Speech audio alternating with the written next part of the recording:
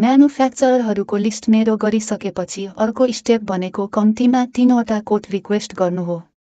जब तपाईँ सम्पर्क गर्नुहुन्छ 9वटा की क्वेशन सोध्नुहोस्। पहिलो, के उनीहरूले तपाईँका कस्टम रिक्वायरमेन्ट र एक्ज्याक्ट स्पेसिफिकेसन पूरा गर्न सक्छन्? दोस्रो, उनीहरूको मिनिमम अर्डर क्वान्टिटी अर्थात् MOQ कति हो? यो प्राय 1000 देखि 20000 युनिटसम्म हुन सक्छ। ध्यानपूर्वक नेगोसिएट गर्नुहोस् र यो क्वेशन धेरै चाँडै नगर्नुहोस् किनभने यसले इनएक्सपेरियन्स सिग्नल गर्न सक्छ।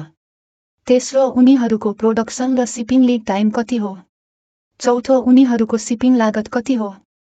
चाइनाका पोर्ट नजिक रहेका सप्लायरहरूसँग प्राय लोअर रेट हुन्छ। पाँचौं, प्रति युनिट लागत कति हो? याद गर्नुहोस्, यसलाई MOQ सँगै नेगोसिएट गर्नुहोस् किनभने ठूलो अर्डरले प्राय प्रति युनिट प्राइस घटाउँछ। छैटौं, के उनीहरूले एक्सक्लुसिभिटी दिन सक्छन्? यदि तपाईले टुलिङका लागि पेमेन्ट गर्नुभएको छ भने तपाईले फन्ड गरेको इक्विपमेन्ट अरूको प्रोडक्टमा प्रयोग नहुने कुरा कन्फर्म गर्नुहोस्। टेरिटोरी वा मार्केट राइट्स जस्ता फरक एक्सक्लुसिभिटी फर्मबारे डिस्कस गर्नुहोस् र मोलको ओनरसिप को हो भनेर क्लियर गर्नुहोस्। सातौं, सेटअप फीबारे सोध्नुहोस् जुन इन्जेक्सन मोल्डिङ जस्ता प्रोसेसमा कमन हुन्छ।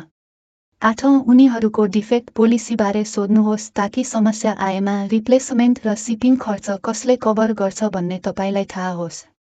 नौं, उनीहरू सस्टेनेबल र एथिकल छन् कि छैनन् भनेर working condition, anti discrimination practice, breaks र बेस्ट म्यानेजमेन्ट जस्ता इन्भाइरोन्मेन्टल प्रोसिजरबारे सोधेर चेक गर्नुहोस्। यदि ठूलो म्यानुफ्याक्चररहरूले सानो अर्डर भोल्युमका कारण तपाईलाई टर्न डाउन गरे भने डिस्करेज नहुनुहोस्। केही म्यानुफ्याक्चररहरू मासिभ क्लाइन्टसँग काम गर्न बानी परेका हुन्छन्। सानो बिजनेससँग खुला हुने म्यानुफ्याक्चररहरू सधैँ हुन्छन्। एक पटक तपाईले 3 वा बढी कोट पाउनुभयो भने तिनीहरूलाई ध्यानपूर्वक कम्पेयर गर्नुहोस्।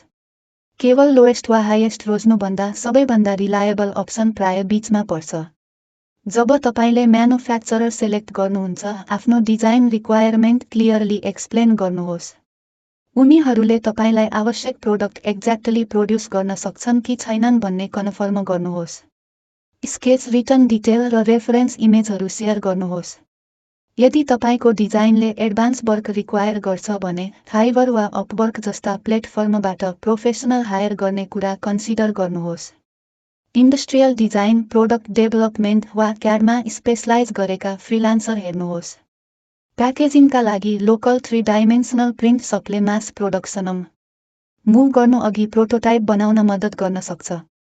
ठूलो अर्डर गर्नु अघि सधैँ स्याम्पल रिक्वेस्ट गर्नुहोस्। तिनीहरूलाई थोरोली टेस्ट गर्नुहोस्। 2वटा स्याम्पल आफूसँग राख्नुहोस् र 2वटा स्याम्पल म्यानुफ्याक्चररलाई फर्काउनुहोस्। यी क्वालिटीका लागि रेफरेन्स पोइन्टका रूपमा काम गर्छन्। यदि फ्युचर ब्याच फरक भयो भने तपाईलाई प्रुफ हुनेछ। यदि सिपमेन्ट माइनर फ्ला साथ आइपुग्छ भने तपाईँ प्रोडक्ट अप्रुभल वेबर प्रयोग गर्न सक्नुहुन्छ। यो डकुमेन्टले डिफेक्ट रेकर्ड गर्छ तर भविष्यका ब्याचले समस्या करेक्ट गर्ने सम्झौता सहित अर्डरलाई जारी राख्न दिन्छ। यसले समयसँगै इस्यु दोहोरिनबाट बचाउँछ।